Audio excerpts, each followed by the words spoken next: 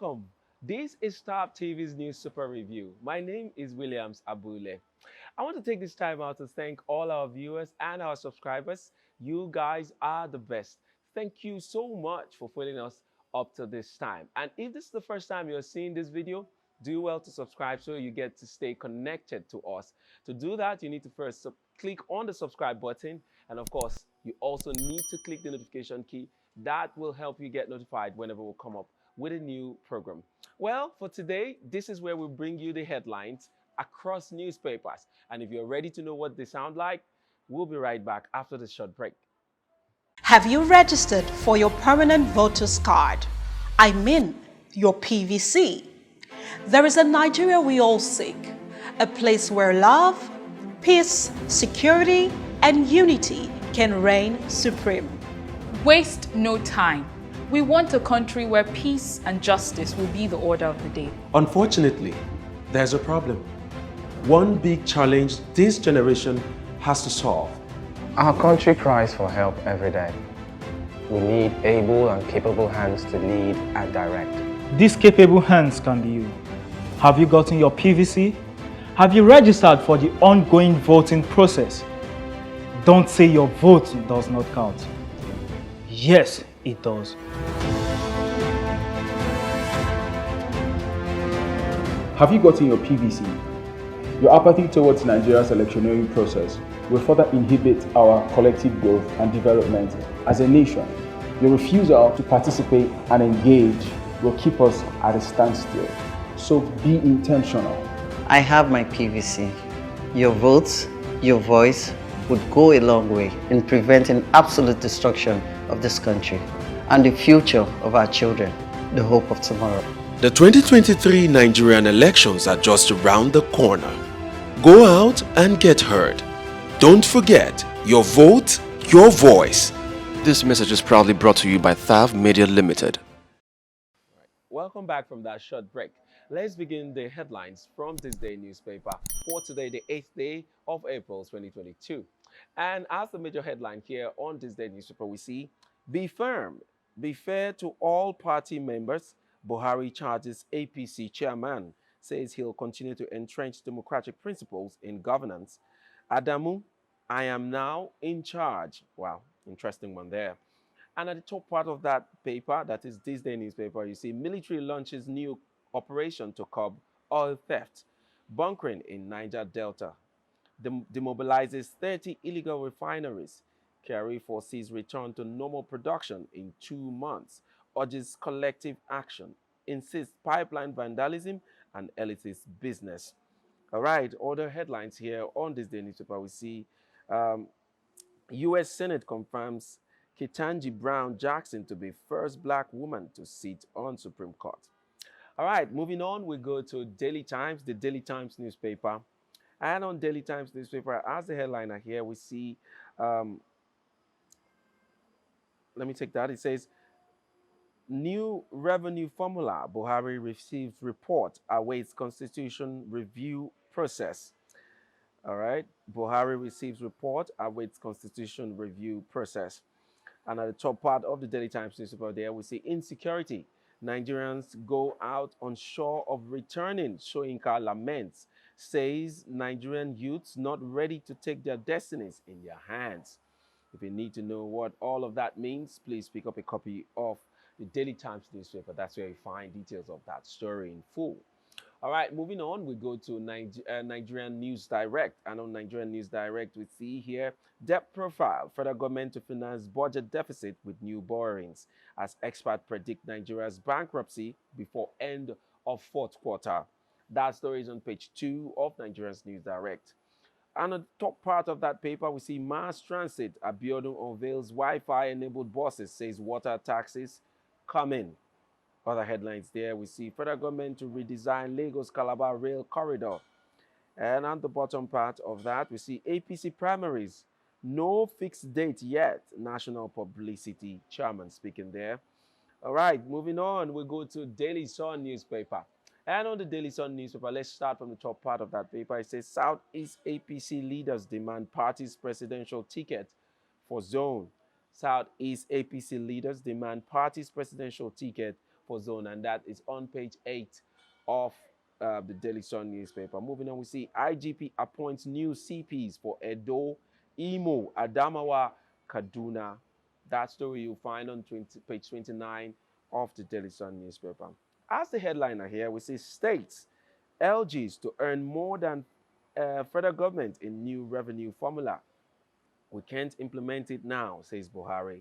That is on page 6 of the Daily Sun newspaper. And at the bottom part of that paper, we also see Bola Ige'S. I'll be delighted to go to court. Soyinka denies ever supporting Buhari in 2015. You find details of that story on page 27 of the Daily Sun. And lastly, I'll take this one and say, Kanu files 50 billion naira fresh suit against federal governments, demands immediate release. It's on page 27 of the Daily Sun newspaper. Next, we go to Nigerian Tribune. And on Nigerian Tribune, as the major headliner here, we see oil theft. Nigeria loses $1.5 billion in 3 months. We must have special court to try those behind this business. Kyari wants EFCC, NFRU to track illicit fund. Reps ask Buhari to declare state of emergency on crude oil theft. All right, moving on here, we see this.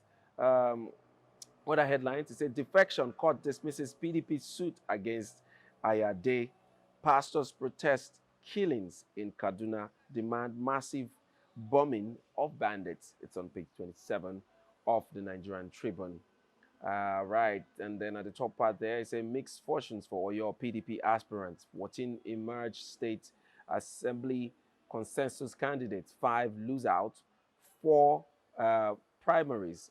All right, 10 endorsed for reps, 4 for primaries, 1 sensational candidate chosen, 2 inconclusive. All of that details you will find on page 28 of the Nigerian Tribune.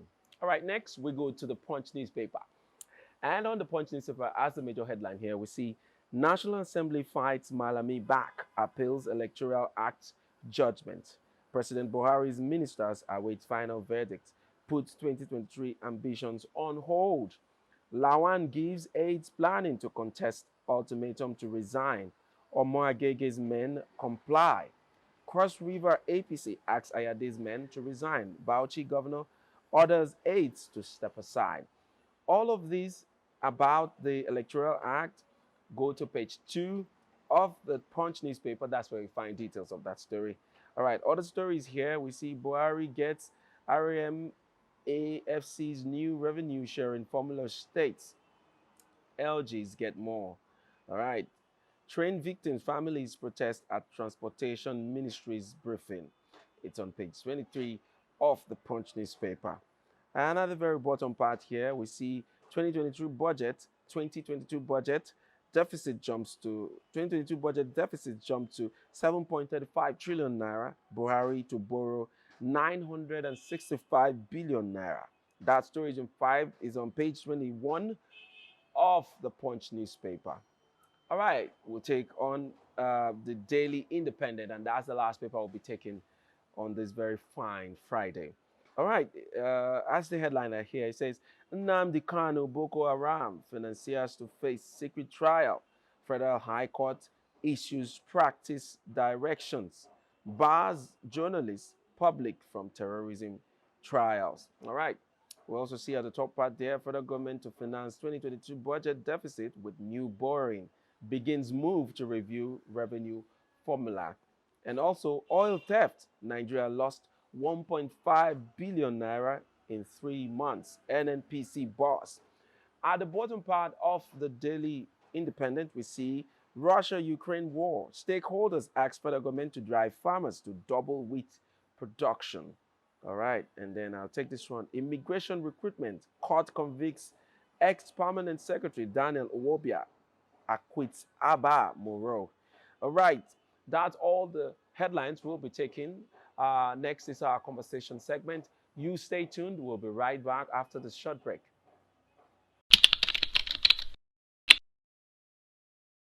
Welcome back from that very short break. I've been joined by Mr. Victor Sioku, my regular commentator here on the TAP TV's newspaper review. You're welcome to the show. Thank you, sir. All right, let's begin our conversations today. from the Nigerian Tribune newspaper, and it's about the oil theft that was reported on that paper. It says oil theft, Nigeria loses a whooping sum, I must add, a whooping sum of $1.5 billion dollars in 3 months. And this report is coming from the NNPC director. I mean, it's mind-blowing. How do you react to that? Well, it's very shameful coming from the point that Nigeria needs money, okay? And we already know our budget. We are having issues with implementing our budget. We are already running a deficit of 7 trillion. How are we going to get that kind of money? And they're about to borrow. And we are about to borrow again. So $1.5 billion. Wow. That's a hell of money. Yes, it is. And the question now is, yes, they've come out, as in the MD of NNPC, Malik Kyari, to come out to say the people tampering with our pipelines, the saboteurs and the vandals, that they are not just ordinary Nigerians. These persons are on the elite side of the populace. Oh yeah. So I ask, how difficult will it be for them to trace these guys? We have the EFCC that should take care of economic financial crimes. These guys, these monies are moving. You cannot carry 1.5 billion or those amount of money in bags. Yes. Where are you going to spend it? Yes, it's moving. You must spend it somewhere. So, okay.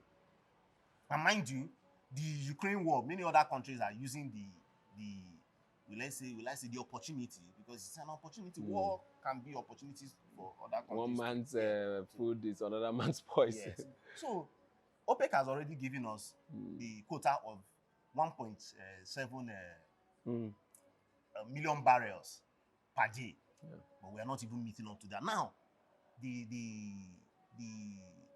report coming out from NNPC is that 250,000 barrels are being stolen on a daily basis.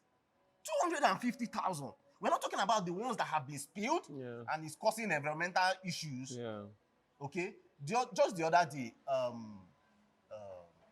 SPDC Shell, they declared force majeure on their Focados terminal in Brass.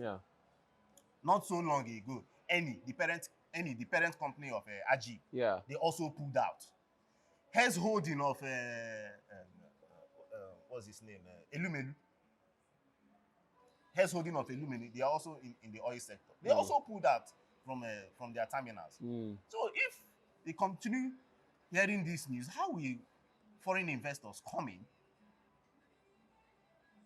to bring in businesses to improve our oil sector, because we can't do it on our own? Yes. So it's really it's something I believe they should know. They cannot tell us that they don't have names. They should know the big guys doing this theft. And mind you, this oil, you don't just carry it with a bucket. Yes. It's being shipped out. Yes, big ships that that move this oil from one location to the other.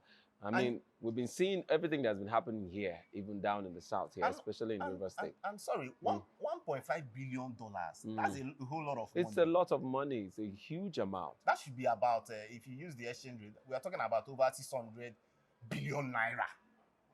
And mind you, okay, let's just even say that particular money that you are investing it in education. Only ASU, just give ASU 100 billion from that money, and you will not hear ASU cry again. Use the rest, let's say for instance, about UBE, our basic SUBEC, rather, our basic education. Yes. You use that money, let's say for instance, you are investing in computers, laptops. Just imagine a JSS one coming out from primary school. You give such person a laptop.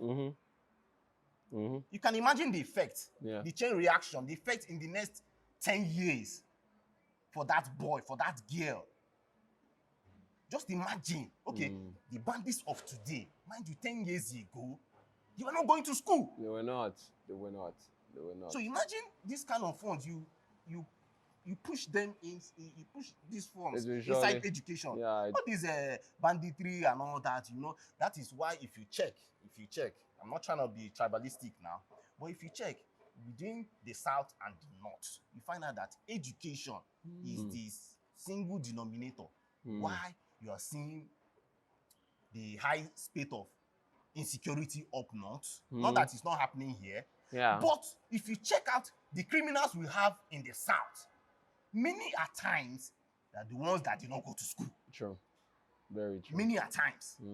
Although, if you also check it the other way around, we have the Yahoo boys in the South. But for you to be a Yahoo boy, You have to be really smart. Yeah. at least you should I've attend secondary school yeah, education. some level of education to help. So are you seeing that? So I think I strongly think, yes, we are this theft is ongoing, but they should find a way, cap it, and use that money to invest in education. As a matter of fact, this oil theft thing should be one of the top priorities for the present government. Just as, you know, the River State government woke up and took it upon themselves to say this must stop. Even if we cannot stop it in its entirety, we must bring it to the barest minimum, which they have done to a very huge extent. I strongly believe that the federal government can also take that step to curb this, because our economy is in shambles already. And if we can gain $1.5 billion in any form to add to our economy, there will be a boost. And so we cannot be losing that amount of money at this time. It's not something anybody should encourage. And if an NPC have come out to say, okay, we are on about this thing, but look at how much we are losing. And I believe that the better government should take this as a top priority at the moment.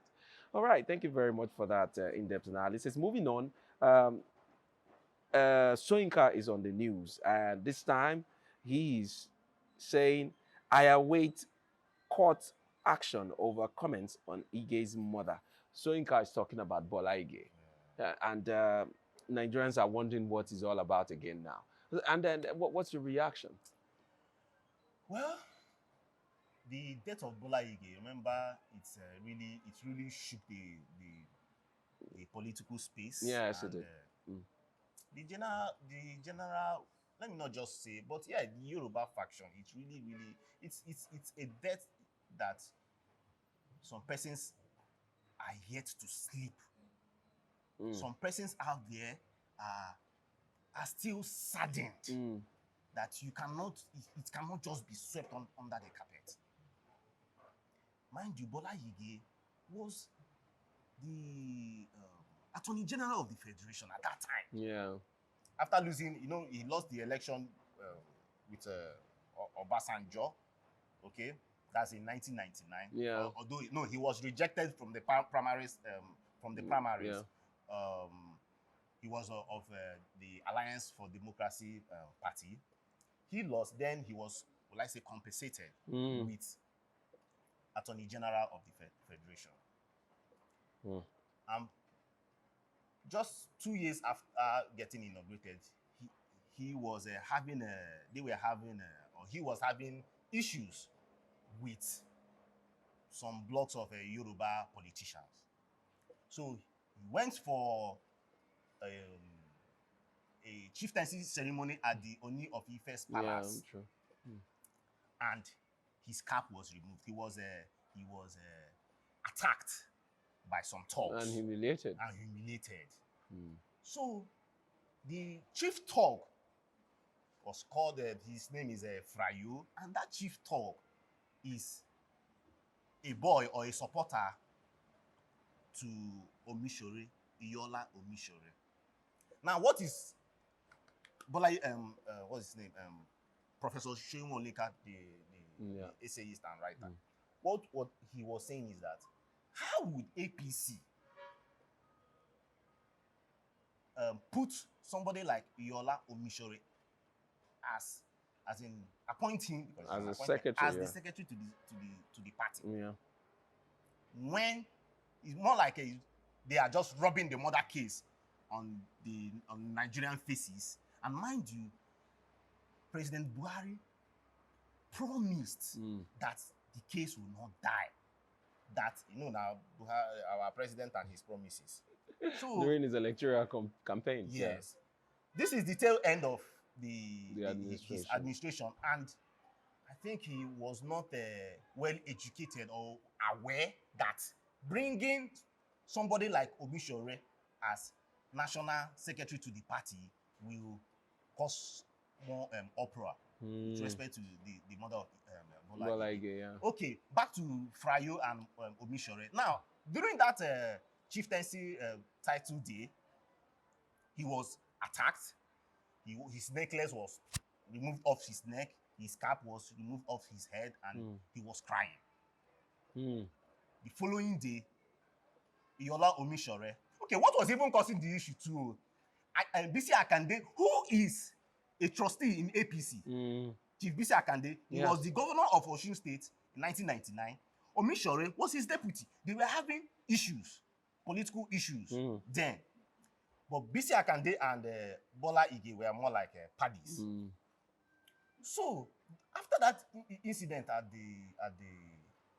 the chieftaincy coronation, Omisore had to go to the radio station to say that Bola Ige has been disgraced. That this will be a warning to him, and this will be the last time.